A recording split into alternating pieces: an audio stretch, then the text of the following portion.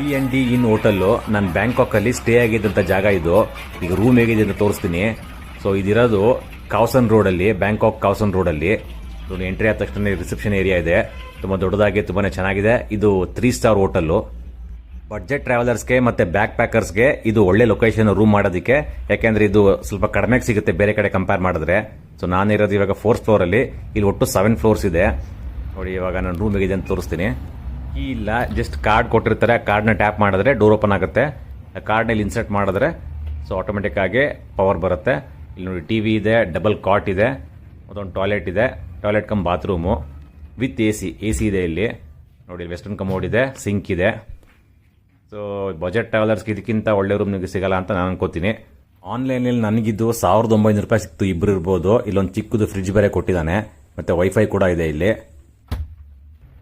ಮತ್ತೆ ಇವಾಗ 7th floor last. ಇಲ್ಲಿ ರೂಫ್ ಟಾಪ್ ಅಲ್ಲಿ ನಿಮಗೆ ಸ್ವಿಮ್ಮಿಂಗ್ ಪೂಲ್ ಇದೆ.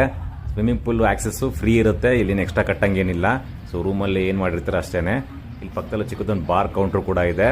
ಇಲ್ಲಿ ಯಾರು ಬೇಕಾದ್ರೂ ಪೂಲಲ್ಲಿ ಆಟ ಆಡ್ಬೋದು, ಈಜಾಡ್ಬೋದು.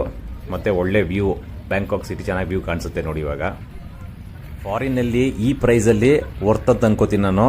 ಸೊ ನೀವು ಯಾರಾದರೂ ಬಂದರೆ ಇಲ್ಲಿ ಉಳ್ಕೊಳ್ಳಂಗಿದ್ರೆ ಆನ್ಲೈನಲ್ಲಿ ಚೆಕ್ ಮಾಡಿ, ಪ್ರೈಸಸ್ ವೇರಿ ಆಗ್ತಾ ಇರುತ್ತೆ. ಸೊ ನೋಡ್ಕೊಂಡು ಬುಕ್ ಮಾಡ್ಕೊಳ್ಳಿ.